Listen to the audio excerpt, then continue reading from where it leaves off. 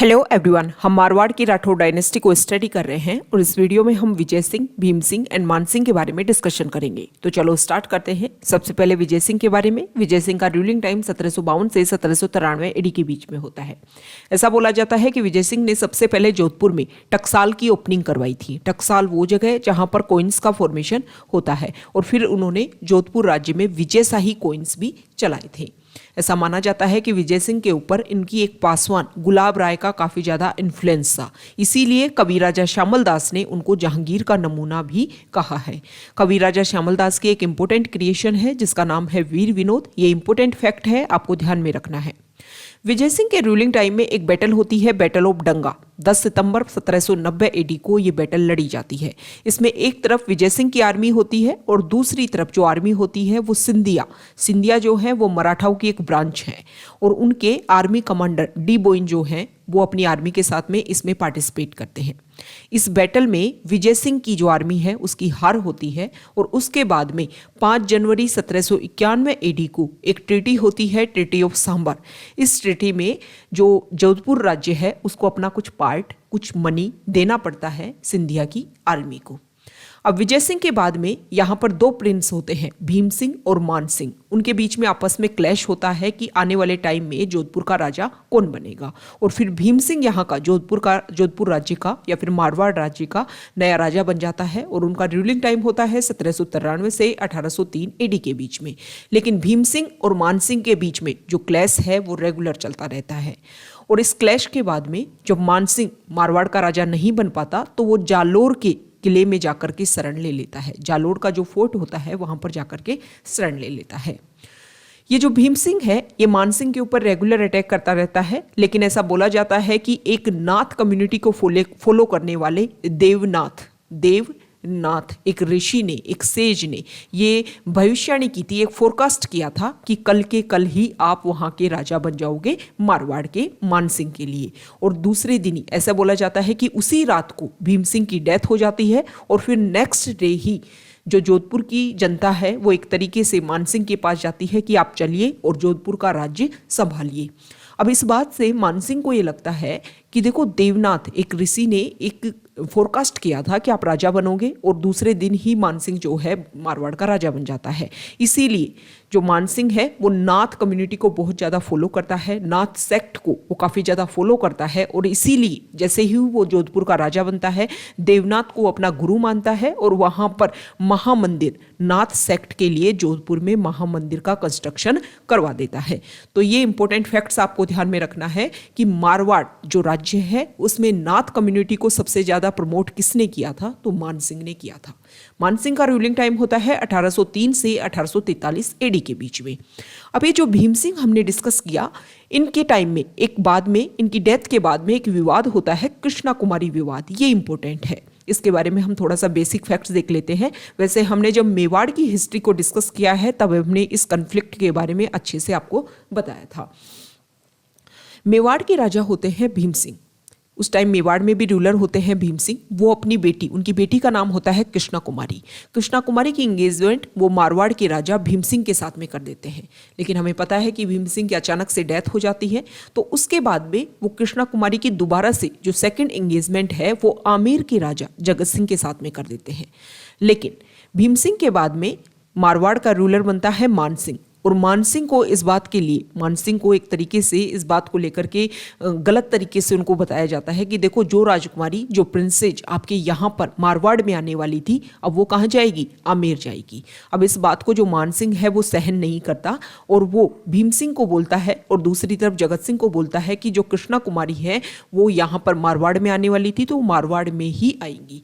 इस बात को लेकर के मान सिंह और जगत सिंह के बीच में एक गिंगोली का वॉर हो जाता है, गिंगोली की बैटल हो जाती है। सबसे इंपॉर्टेंट बात यह है कि इस गिंगोली की वॉर में एक तरीके से जो मराठा हैं उनको इंक्लूड कर लिया जाता है। अब मराठा क्या करते हैं कि आमेर को भी लूटते हैं, मारवाड़ को भी लूटते हैं और मेवाड़ को भी लूटते हैं, जिसकी वजह से सारे जो राज्य हैं वो परेशान हो जाते हैं।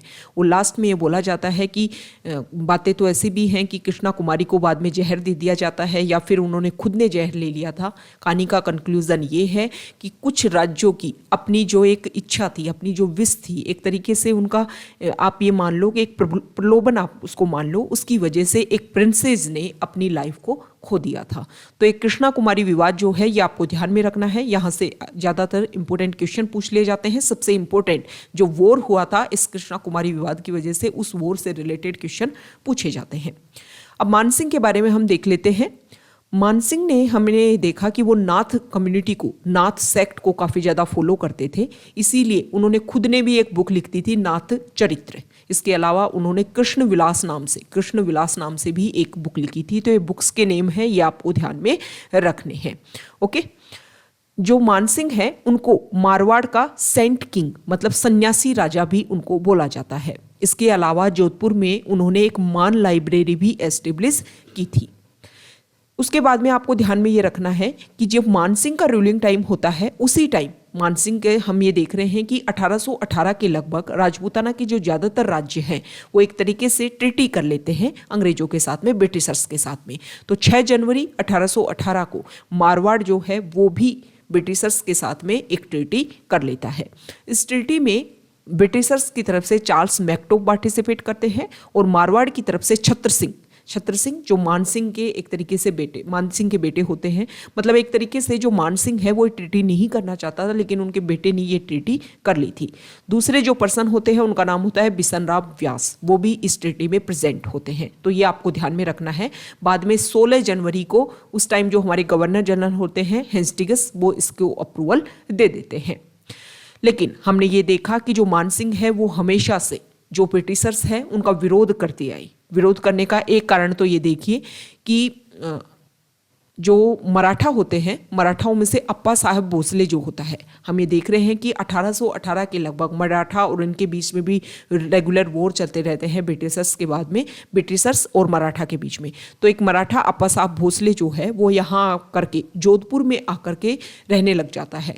तो ब्रिटिशर्स बोलते हैं कि आप इसको हमें सौंप दीजिए क्योंकि इनके साथ में हमारा क्लैश चल रहा है, जो भी हमारे इनके साथ में जो भी प्रॉब्लम है, कन्फ्लिक्ट है, उनको हम सोल्व कर लेंगे। लेकिन मानसिंह का हमने देखा कि उन्होंने हमेशा से ब्रिटिशर्स का प्रोटेस्ट किया था, विरोध किया था, अपोज किया था। तो वो अप्पा साहब भोसले को ब्रिटिशर्स को नहीं सौंपते हैं और लास्ट में अप्पा साहब भोसले की जो डेथ है वो भी जोधपुर में ही होती है। 1831 एडी में उस टाइम हमारे गवर्नर जनरल होते हैं लॉर्ड विलियम बेंटिंग, वो राजस्थान की विजिट पर आते हैं और 1832 में वो एक अजमेर कोर्ट ऑर्गेनाइज करते हैं जिसमें राजपूताना के ज़्यादातर राजाओं को यहाँ पर बुलाते हैं। लेकिन जो मानसिंह होता है मारवाड़ का रूलर, वो इस अजमेर कोर्ट में जाने से मना कर देता है, मतलब बाइकआउट करता है। तो यहाँ से क्वेश्चन ये आ जाता है कि अजमेर कोर्ट कब ऑर्गेनाइज करवाया गया था। इसके अलावा इस अजमेर कोर्ट में राजपूताना के किस रूलर ने पार्टिसिपेट करने से मना कर दिया था।